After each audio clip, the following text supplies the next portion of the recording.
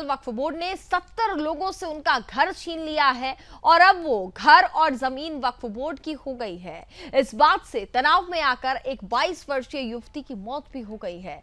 आपको बता दें कि राजस्थान वक्फ बोर्ड ने मस्जिद नगा मियां की कमेटी के साथ मिलकर एक दमनकारी नीति अपनाई है, जिसके तहत रामगंज इलाके के घोसियों के रास्ते पर मस्जिद के पास बसे 70 लोगों को उनके घरों से बेदखल कर दिया गया। दरअसल रामगंज इलाके में घोसियों के रास्ते के अंदर नगा मियां की मस्जिद मौजूद है। मस्जिद परिसर के आसपास 510 गज की जमीन पर 70 लोग 300 सालों से रह रहे थे, जिनका केस मस्जिद कमेटी से चल रहा था और वो लोग अब केस हार गए हैं, जिसके बाद वक्फ बोर्ड ने परिवार से मकान खाली कराकर मस्जिद कमेटी को दे दिया। वक्फ बोर्ड की इस दमनकारी नीति के चलते परिवार में 22 साल की युवती की मौत हो गई।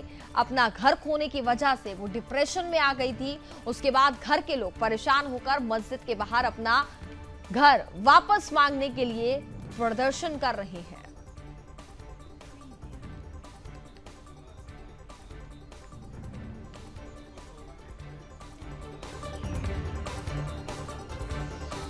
तो देखिए किस तरीके से वक्फ बोर्ड की गुंडागर्दी यहां पर देखने को मिल रही है।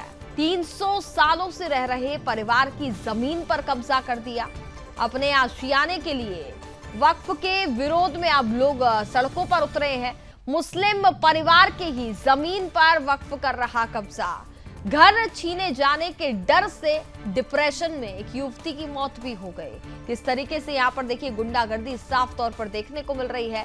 घर को खाली करा दिया गया। ये जो लोग यहाँ पे आए हुए हैं वो वक्फ बोर्ड के और डकैत लोग हैं। डकैत किसी ने कहा आपसे वक्फ बोर्ड के हैं?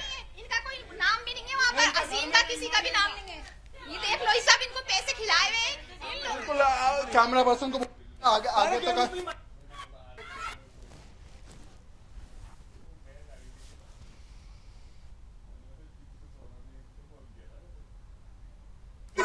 ऊपर छतरी हुई है। आप मुझे बताइए पूरे जयपुर में हाँ बटिए, एक मिनट हटिए। आइए पर्सन को बोलना चाहूंगा, इस तरीके से यहाँ पे लोग लगा हुए उन्होंने कब्जा किया है और उसके बाद जो पीड़ित पक्ष है वो अपनी बात हमारे घरों का पूरा बर्बाद कर दिया। हमारे बूढ़े माँ बाप तड़प रहे, बच्चे इधर उधर, बच्चे कह रहे अपने घर चलो। कौन सा घर है? देखो क्या करे, क्या करे। हाँ वो अजीम कितने साल से रह रहे थे इस घर में? 300 साल पुरानी पीढ़ी है। 300 साल मिस्किन शाह साहब घर का किया द्वार हज के अंदर, हमारे घर के अंदर 7 पीढ़ी है। कितने जैसे बच्चे हम भी आ गए इस घर के अंदर। आज हमारी जबान बहन चली गई। वो कितने दिन पहले यहाँ पे आए और क्या कार्रवाई की उन्होंने? 9 तारीख को आदिवासी दिवस था। पुलिस प्रशासन आया, आकर पूरी फोर्स यहाँ से लेके वहाँ तक देखा सकता है। पूरे घर में पुलिस, लेडीज, जेंट, पूरे हमें वीडियो बनाने नहीं दी। बनाई तो हमारे को शील डिलीट कर दी गई। वीडियो हमारी वीडियो बनाई, मैंने बनाई थी। वीडियो बना के वीडियो मंगा के डिलीट करी गई। डिलीट करा के हमारे मोबाइल चले गए। हमें बोल नहीं दिए। वैसे ही कहा गया कि तुम अगर बोलोगे तो तुम्हें 10 साल के कैसे फंसा दिया जाएगा और तुम्हें निकालेगा भी नहीं। 10 साल तक तुम्हें ऐसे कैसे फंसाएंगे? थाने में डाल देंगे। पुलिस ने भी कहा हम थाने में डाल देंगे, तुम ऐसा कर देंगे। ये संपत्ति कोई वक्फ बोर्ड की नहीं है। ये संपत्ति महाराजाओं की दी हुई है। महाराजाओं के टाइम से, आदिकाल से, जब 200-300 साल पुराने ये जो जमीन है वो इनको गिफ्ट एक तोहफे के तौर पर दी गई थी और वहीं पर वक्फ बोर्ड चली गई है।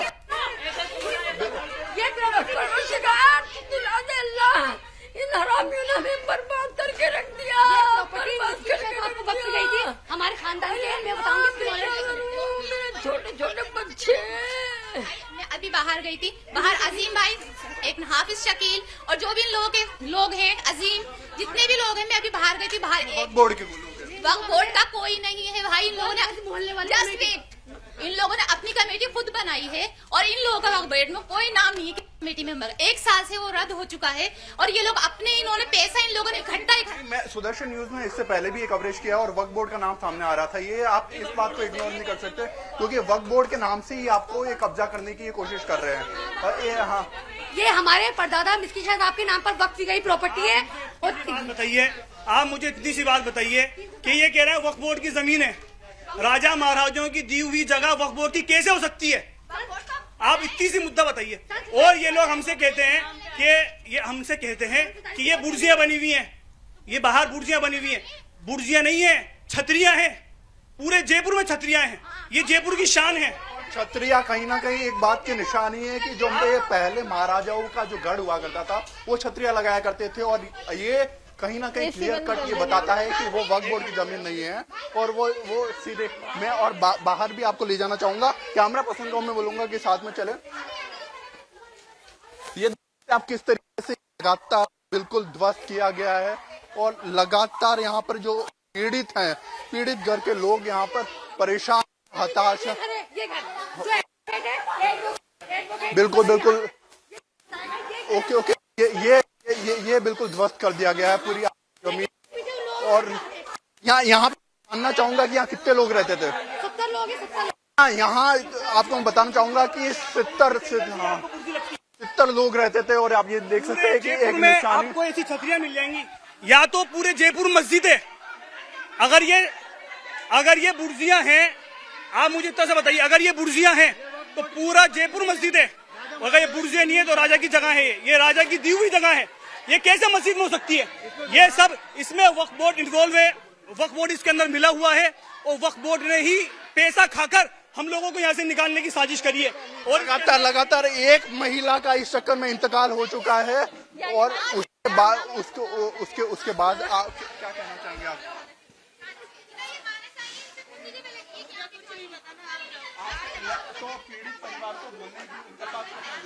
हमारे तित्ते से मच्छी मासूम हमारा बेघर कर दिया भाई, हमारे को, हमारा गरीबों के ऊपर हमारा कोई घर नहीं है। हम लाचार है, बेबस है, कहाँ जाए हम, कहाँ जाए ये बताओ, हम कहाँ जाए भाई, हम कहाँ जाए? इन्होंने मस्जिद की आड़ में खुद की इनकम बनाने के लिए इतना बड़ा घर बना लिया भाई। मस्जिद कितनी सी, मस्जिद हमारा घर होते हुए भी हमें रोड से बाहर निकाल दिया। ये लोग हैं, ये लोग हैं। और हमारे साथ ज्यादा बातचीत करेंगे हमारे ब्यूरो चीफ नतांश पटेल। इस वक्त इस खबर पर हमारे साथ लाइव जुड़ चुके हैं, सीधे उनके पास चलेंगे। नतांश, 70 लोगों को एक साथ बेघर कर दिया गया, इस तरीके की गुंडागर्दी वक्फ बोर्ड की देखने को मिल रही है, क्या अपडेट इस पूरे मामले पर अभी मिल पा रहा है?